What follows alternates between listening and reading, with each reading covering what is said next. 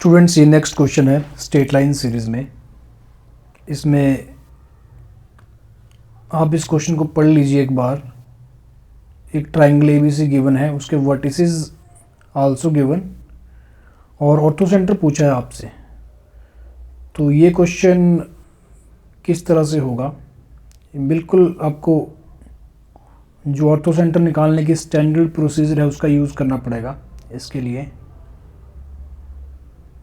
तो ये मान लो ट्राइंगल है ए बी सी, ठीक है। This is given triangle.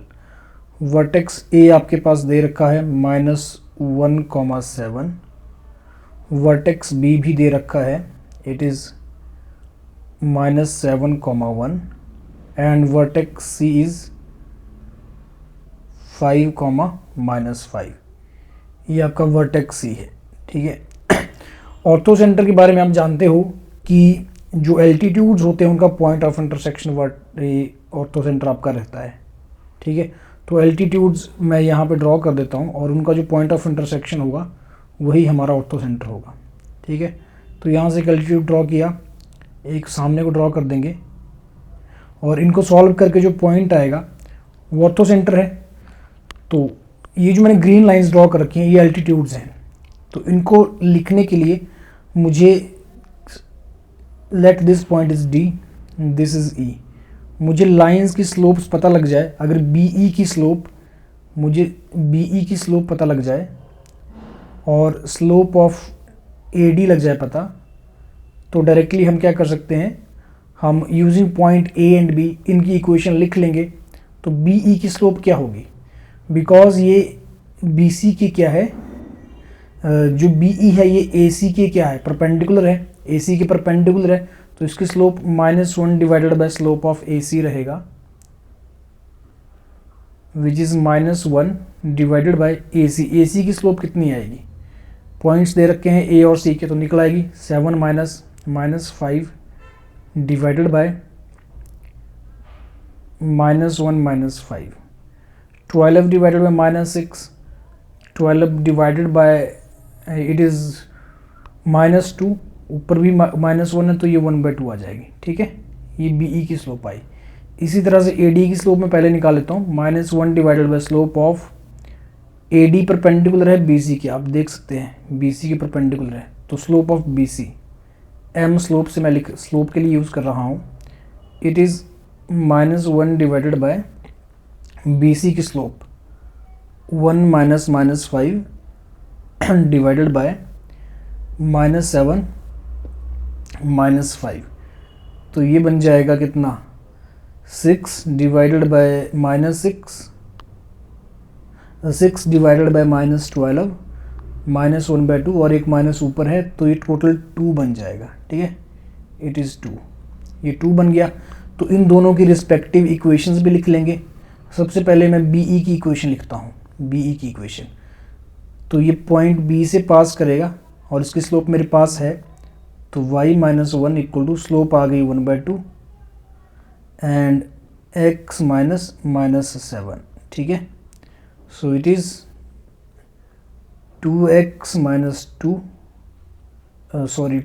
-2 आएगा ना, सॉल्व करके। नेक्स्ट लाइन में ही लिखता हूँ 2y -2 इक्वल टू x + 7। इसको एक स्टेप में और सिंप्लीफाई कर दो, x की वैल्यू आ गई 2y -9। This is equation of B E. इसी तरह से मैं ए डी की इक्वेशन लिख लेता हूँ। अब ए डी की इक्वेशन कितनी हो गई, इसके लिए पॉइंट ए को यूज़ किया जाएगा। स्लोप मेरे पास है y -7, स्लोप इसकी 2 है, 2 ई स्लोप इक्वल टू 2 x -1, ठीक है। So it is 2x + 1 and it is y -7। अब ऑर्थो सेंटर निकालने के लिए ना हमें क्या करना है, हमें इन दोनों लाइंस को सॉल्व करना है। जो लाइंस आई, जो एल्टीट्यूड्स आए, इनका पॉइंट ऑफ इंटरसेक्शन ही तो ऑर्थो सेंटर है ना।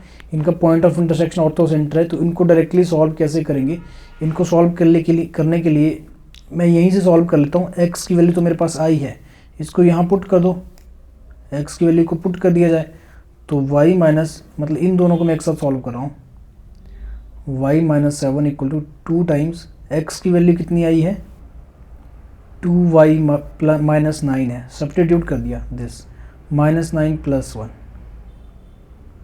It is 2 times 2y minus 8 which is 4y minus 16, ये y माइनस 7 है। ठीक है, तो y की वैल्यू आ जाएगी